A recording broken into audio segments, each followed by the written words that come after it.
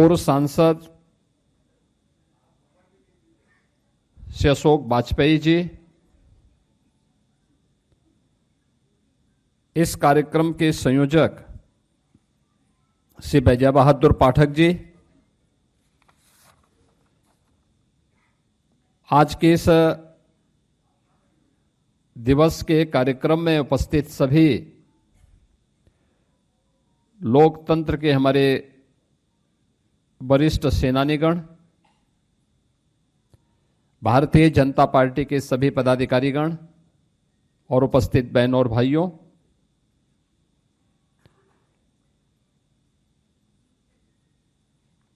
पंद्रह अगस्त 1947 को भारत आजाद होता है। 26 नवंबर 1949 को बाबा साहब डॉक्टर भीमराव अंबेडकर जी के द्वारा भारत के संविधान का ड्राफ्ट तैयार करके संविधान सभा को सौंपा जाता है। 26 जनवरी 1950 को भारत ने अपना संविधान अंगीकार किया और उसे लागू किया। भारत ने बहुदलीय लोकतांत्रिक एक संसदीय पद्धति को अपने यहां लागू की और भारत के लोकतंत्र की यह खूबी रही है कि उसने भारत के हर वयस्क मतदाता को समान रूप से और किसी भी जाति, किसी भी मत, किसी भी मजहब, किसी भी क्षेत्र, किसी भी भाषा का हो,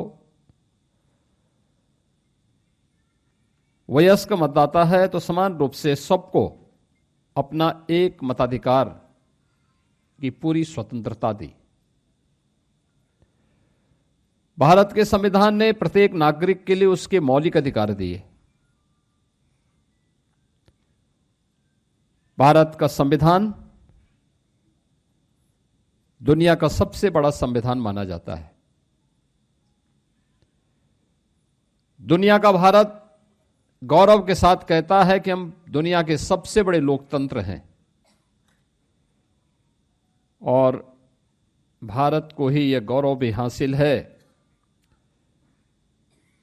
कि दुनिया का सबसे प्राचीन लोकतंत्र के रूप में, लोकतंत्र की जननी के रूप में भी भारत दुनिया के अंदर अपनी बात को प्रभावी ढंग से रखने का अधिकार रखता है। सैकड़ों वर्षों की गुलामी के बाद 15 अगस्त 1947 को जिस देश को आजादी मिली, देश के महान स्वतंत्रता संग्राम सेनानियों ने, हुतात्माओं ने, क्रांतिकारियों ने अपना बलिदान देकर के जिस देश को आजाद किया, उसकी स्वाधीनता के लिए अपना सर्व कुछ न्यौछावर कर दिया। स्वतंत्र भारत की व्यवस्था कैसे होनी चाहिए, 1946 के देश के अंदर संविधान सभा के लिए हुए चुनावों के बाद भारत के अंदर एक संविधान सभा का गठन डॉक्टर राजेंद्र प्रसाद जी की अध्यक्षता में बनती है और जिसे 26 जनवरी 1950 को भारत ने लागू किया। लेकिन देश के महान स्वतंत्रता संग्राम सेनानियों का जो संकल्प था, भारत के बारे में उनका जो सपना था, उस सपने को अपने राजनीतिक स्वार्थ का, अपनी संकीर्ण राजनीतिक स्वार्थों की प्रतिपूर्ति का एक माध्यम बनाया था आजादी के बाद एक परिवार ने। गाए बगाए आज भी उस परिवार के माया मोह से व्यवस्था कभी कभी ऐसी जकड़ी भी दिखाई देती है अभी भी उन सच्चाइयों को, उन पर्दों से अभी तस्वीर को साफ किए जाने की आवश्यकता है।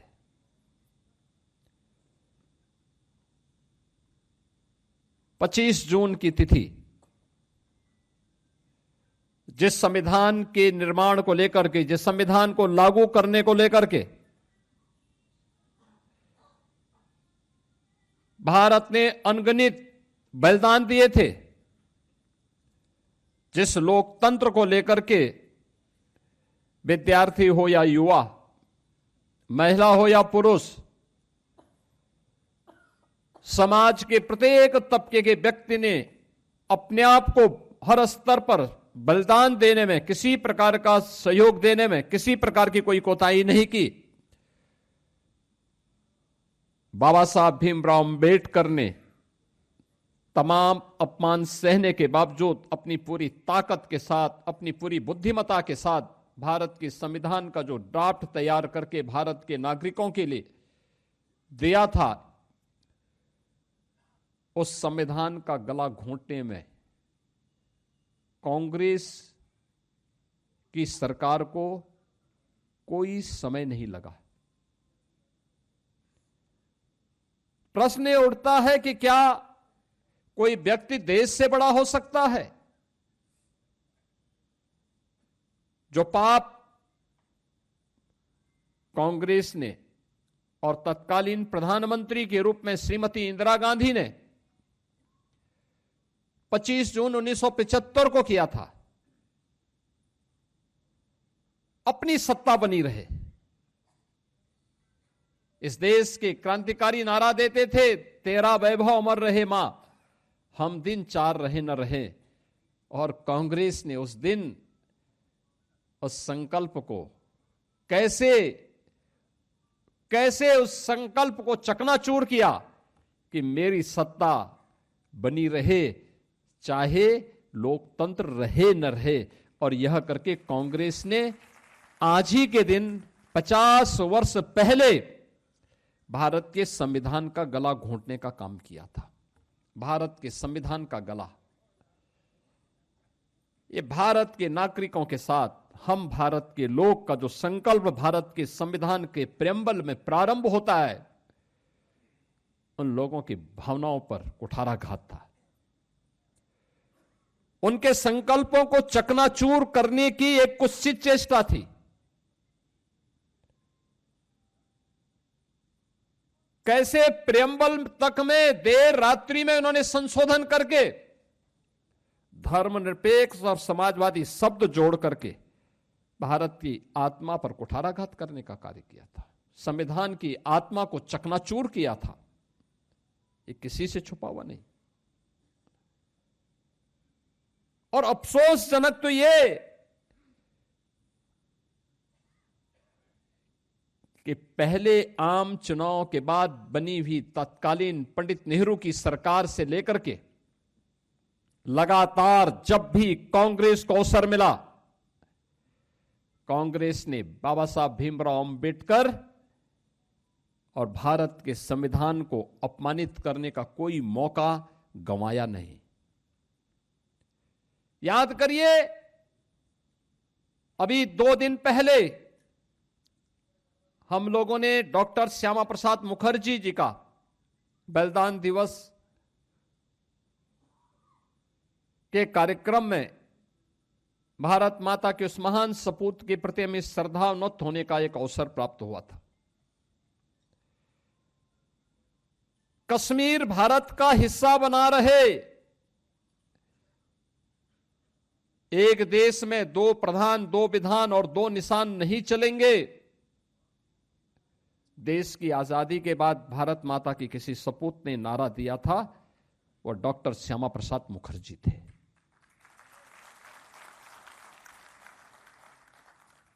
जब देश एक संविधान 1950 में लागू करता है, एक संविधान के तहत पूरे देश को एकता के सूत्र में बांधने के एक संकल्प के साथ उसको लागू करता है, तो फिर कश्मीर के लिए पृथक व्यवस्था क्यों? डॉक्टर श्यामा प्रसाद मुखर्जी जी ने यही तो बोला था, यही तो प्रश्न उठाया था। और इसके लिए उन्होंने अपना बलिदान दिया। कश्मीर में धारा 370 लागू करने का पाप ये कांग्रेस की सरकार का पाप है। मीडिया के गले को घोंटने का काम ये कांग्रेस की सरकार का काम है। मौलिक स्वतंत्रता को रौंदने का काम संविधान लागू होने के तत्काल बाद से कांग्रेस नेतृत्व की सरकारों ने प्रारंभ किया। और इस सिलसिला जो वहां से प्रारंभ हुआ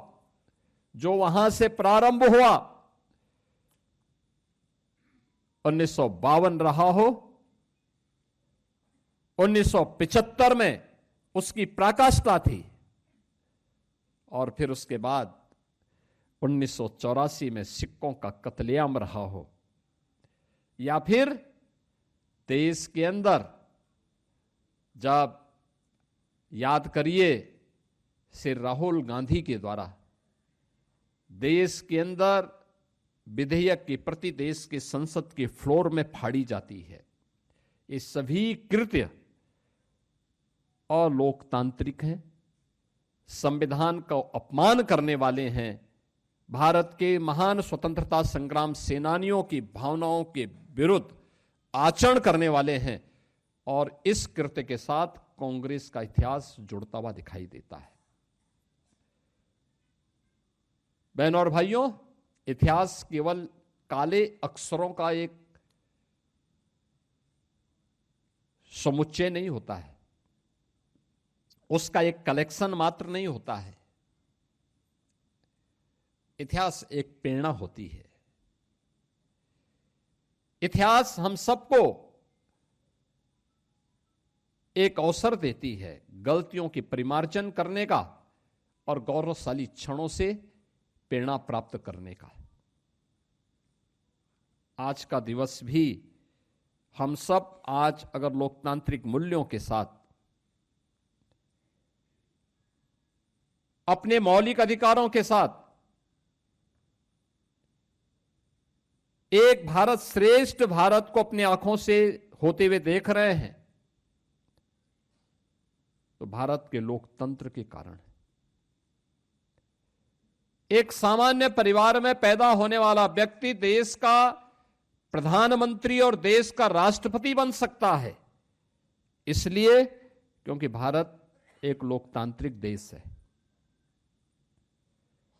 भारत के अंदर बिना भेदभाव के हर नागरिक को एक समान मताधिकार की शक्ति का उपयोग करने की स्वतंत्रता है, इसलिए क्योंकि भारत ने जिस संसदीय लोकतंत्र को अपनाया है वो संसदीय लोकतंत्र हमें एक रक्षा कवच भी प्रदान करता है। भारत ने हर वयस्क मतदाता को जो अधिकार दिया है और दुनिया के सबसे पहले लोकतांत्रिक देशों में भारत एक ऐसा देश है जिसने अपने यहां संसदीय लोक प्रणाली लागू होने के बाद क्या महिला हो या पुरुष सबको समान रूप से अधिकार दिया। अमेरिका में या इंग्लैंड में उनका लोकतंत्र लागू होने के कई वर्षों के बाद, कई दशकों के बाद वहां की महिलाओं को मत देने का अधिकार प्राप्त हुआ। उन देशों में कई वर्षों तक, कई दशकों तक कुछ चंद लोगों को ही मताधिकार का उपयोग करने की स्वतंत्रता होती थी। लेकिन भारत ने जिस दिन अपना संविधान लागू किया, पहला आम चुनाव हुआ 1952 में, तब से लेकर के लगातार बिना भेदभाव के, क्या महिला हो क्या पुरुष हो, क्या राजा हो क्या रंक हो, हर नागरिक को एक समान रूप से लोकतांत्रिक मूल्यों के अधिकार देने की स्वतंत्रता दी। क्या हुआ था 25 जून 1975 को?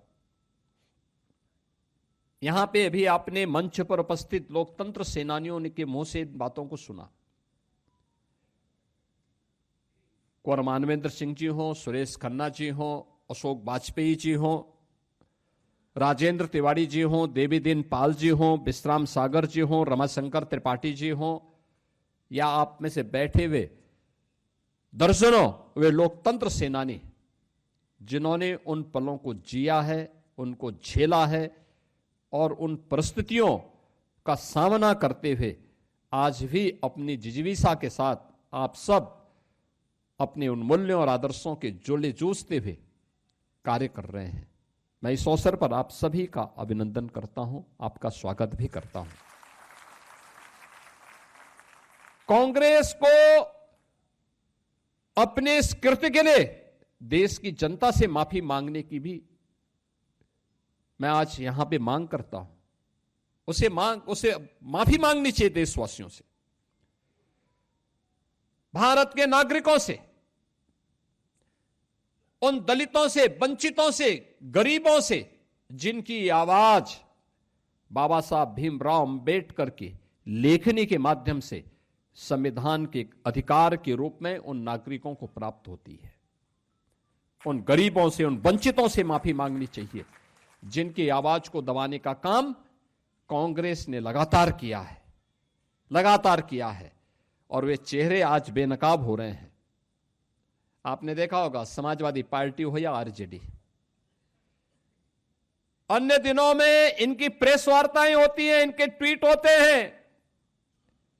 आज आपातकाल के इस काले अध्याय पर, संविधान की हत्या के इस दिवस पर उनका कोई ट्वीट नहीं आया, खन्ना जी ने यहां बताया है, स्वर्गीय मुलायम सिंह जी, स्वर्गीय जयप्रकाश जी रहे हों, डॉक्टर राम मनोहर लोहिया रहे हों, राजनारायण जी रहे हों, या आरजेडी के वर्तमान में नेता श्री लालू प्रसाद यादव लालू जी हों, ये सभी संविधान का गला घोंटने के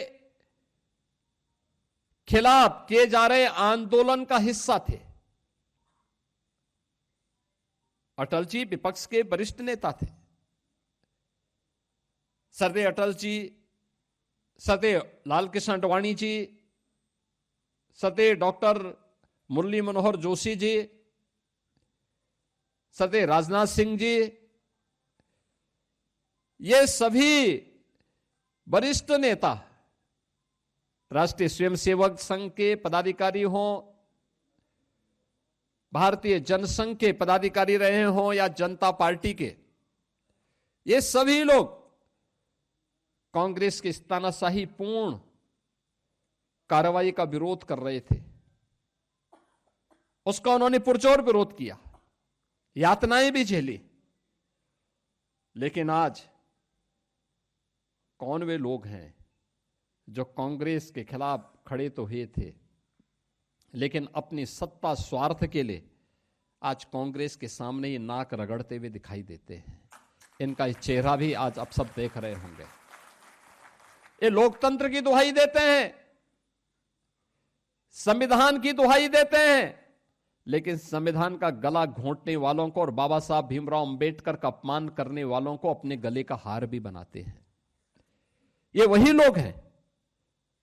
इनका ये दोहरा चरित्र लोकतंत्र के लिए भी खतरनाक है, और साथ साथ उन मूल्यों और आदर्शों के सामने भी सबसे बड़ी बाधा है जो भारत के स्वाधीनता संग्राम सेनानियों ने जो सपना देखा था।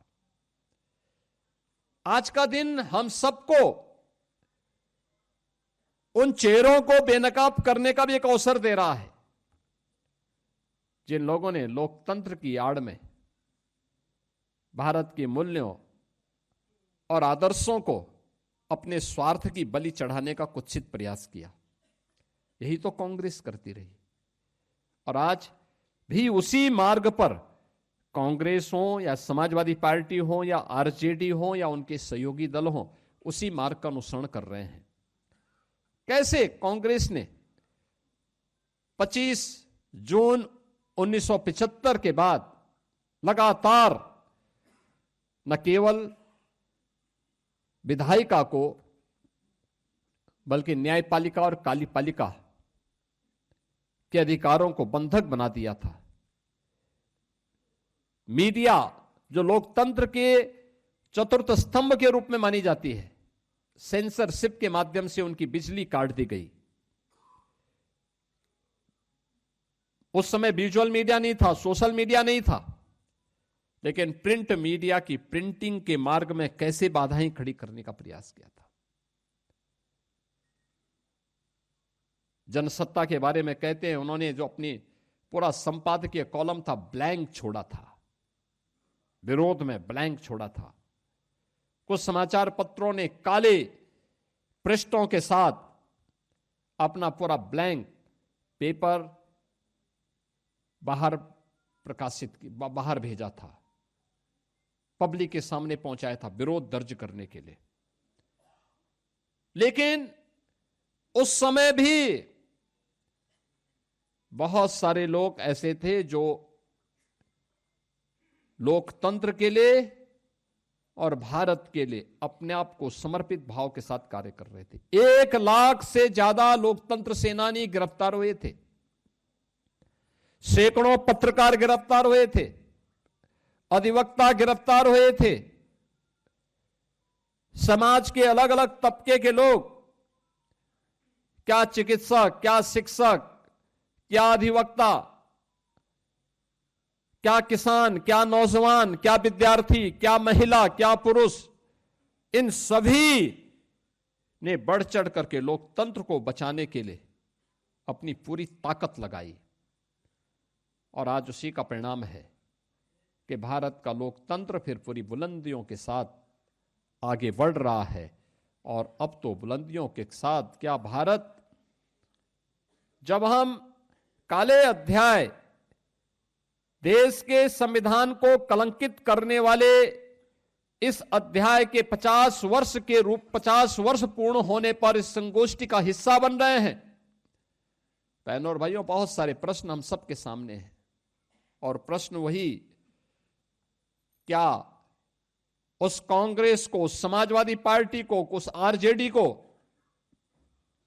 जिन्होंने संविधान का गला स्वयं घोंटा था और जब भी अवसर मिला परिवारवाद के लिए, सत्ता स्वार्थ के लिए, संविधान का गला घोंटने में किसी प्रकार की कोई कोताही नहीं बरती, क्या उनको संविधान की दुहाई देने का कोई अधिकार है या नहीं है? और बहनों और भाइयों, अगर नहीं है तो यह प्रश्न जनता के द्वारा इन लोगों से पूछा जाना चाहिए, किस मुंह से ये संविधान की दुहाई देते हैं? जब इनको अवसर मिला था तो इन्होंने स्वयं ही उसका गला घोंटने का काम किया था।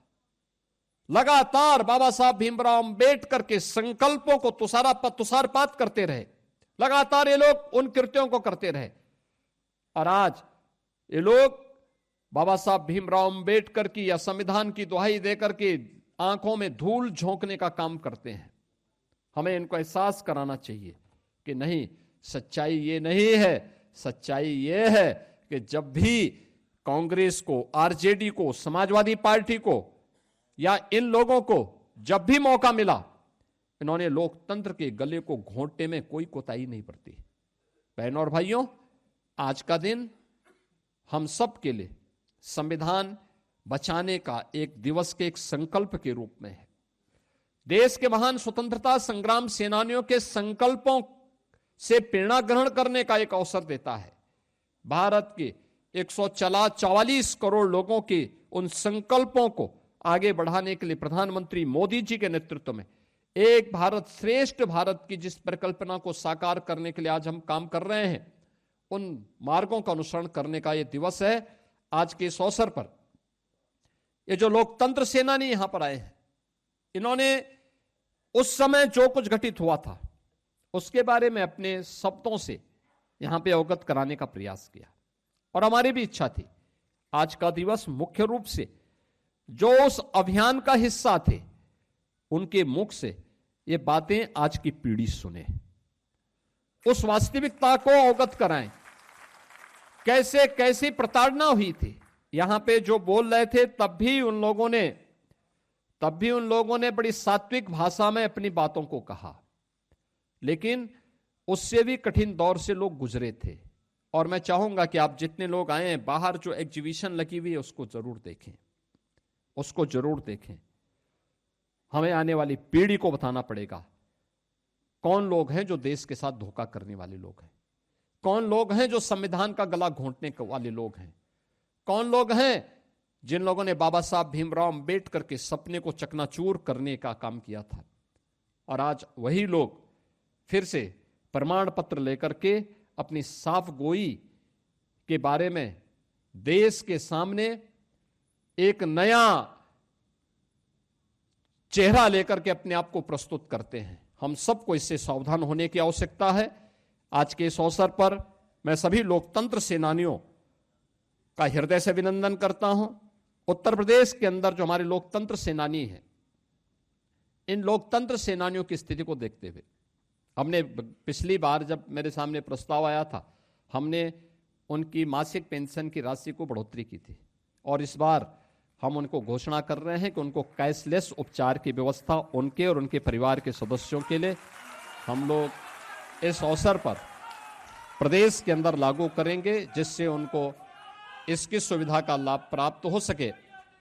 और मैं तो सभी लोकतंत्र सेनानियों से अपील करूंगा, सभी लोकतंत्र सेनानियों से अपील करूंगा कि वे अपने अपने जनपद में जाकर के इन चेहरों को बेनकाब जरूर करें, जिन्होंने संविधान का गला घोंटने का काम किया था, जिन्होंने 1975 में संविधान का गला घोंटने का काम किया था। और लगातार वे लोग, जब भी उन्हें अवसर प्राप्त हुआ है, वे लगातार भारत के संविधान का अपमान किए हैं। ऐसे लोगों को बेनकाब करने के लिए आपातकाल की उन दर्द भरी स्थितियों के बारे में उनको प्रत्येक नागरिक को अवगत करानी, वर्तमान पीढ़ी को बताई जाने की आवश्यकता है, क्योंकि 50 साल का एक कालखंड ये लगभग 2 युगों के बराबर है। ये 2 युग, ये 2 पीढ़ियां आ चुकी हैं।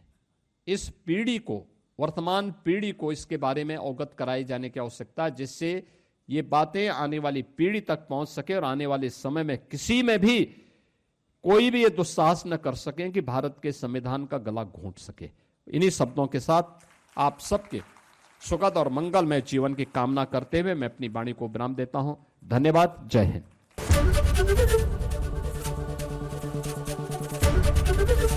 एबीपी गंगा, खबर आपकी, जुबान आपकी।